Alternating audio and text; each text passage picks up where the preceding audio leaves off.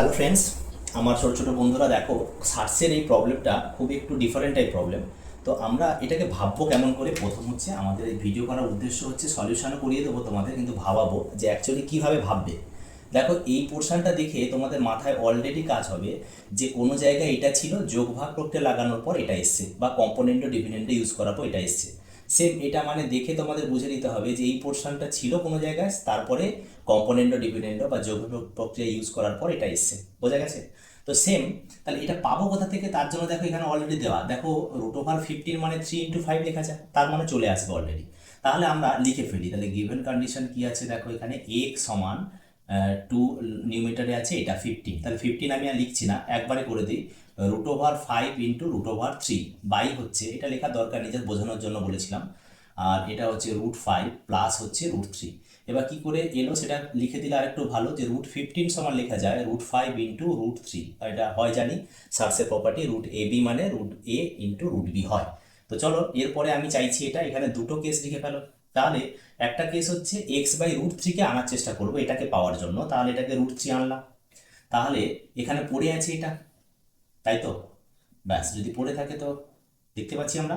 চলো এবার using using CD property, বা অ্যাকচুয়ালি কম্পোনেন্ট ও ডিপেন্ডেন্ট প্রপার্টি, তাহলে উই হ্যাভ, লেখো কি হবে তাহলে। এক্স এটাকে দেখে দেখে বানাবো। এটাকে দেখো এখানে √3 আছে, মানে হরটা যোগ হয়ে গেছে, তাই তো? আর এখান থেকে এটা সাবট্রাক্ট করে দেবো। তাহলে একই রকম এই পাশেও সেম প্রপার্টি ইউজ করব।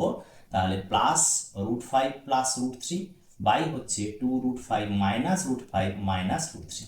জাস্ট এটাকে একটু সলভ করে ফেলি। দেখো আমাদের এইটাই আসবে। তাহলে সলভ করলে 3 হবে, কারণ এটা সমজাতীয় রাশি। √5 এখানে 1 আছে আর 2 আছে, তাহলে 3√5 প্লাস হচ্ছে √3 বাই হচ্ছে এটা সাবট্রাক্ট হয়ে যাবে, এটা √5 মাইনাস √3 হবে। সেম দেখো প্রপার্টি এখানে ইউজ করবো, আমার দরকার এটা। তাহলে এটাকে বানাই ভাবে, তাহলে x/√5, তাহলে উপরে পড়ে থাকবে 2√3 বাই হচ্ছে √5 প্লাস √3। এবার আবার এই একই ইউজিং সিডি। তাহলে কি কি পেলাম দেখো, তাহলে এক্স, এটাকে উপরে প্লাস বলেছে, তাহলে প্লাস করে দাও এইটা। তাহলে সেম এখানে 2√3 প্লাস √5 প্লাস √3 হবে, আর এটা হয়ে যাচ্ছে মাইনাস √5 মাইনাস √3। বোঝা যাচ্ছে আশা করি, অসুবিধা হওয়ার কথা নয়। ব্যাস, এবার দেখো এটা এটা অ্যাড করলে হবে 3√3 প্লাস √5। খেয়াল করো √3 আছে, তাই এটা অ্যাড হয়েছে। এখান থেকে এটা সাবট্রাক্ট করলে √3 মাইনাস √5। আচ্ছা দেখি, এটা আচ্ছা মাইনাস কমন নিতে হবে। এবার দেখো ফাইনাল, এদেরও সাম করতে বলেছে, তাহলে এদেরও সাম যদি করি, এর ভ্যালু এইটা, তাহলে আমি সাম করে ফেলি।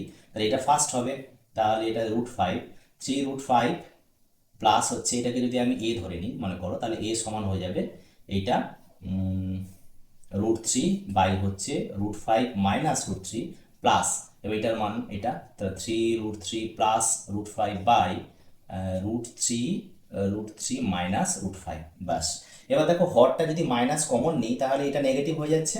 তাহলে হর দুটো, অর্থাৎ ডিনোমিনেটর যে আছে দুটো সেম হয়ে যাবে। তাহলে আমি যদি আরেকটা স্টেপ করি, তাহলে এই জিনিসটা আসছে না, দেখো তো, √5 √3 মাইনাস হয়ে যাবে, এখন প্লাস মাইনাসে মাইনাস, মাইনাস কমন নিচ্ছি, সেটা প্লাস মাইনাসে মাইনাস করে দিচ্ছে।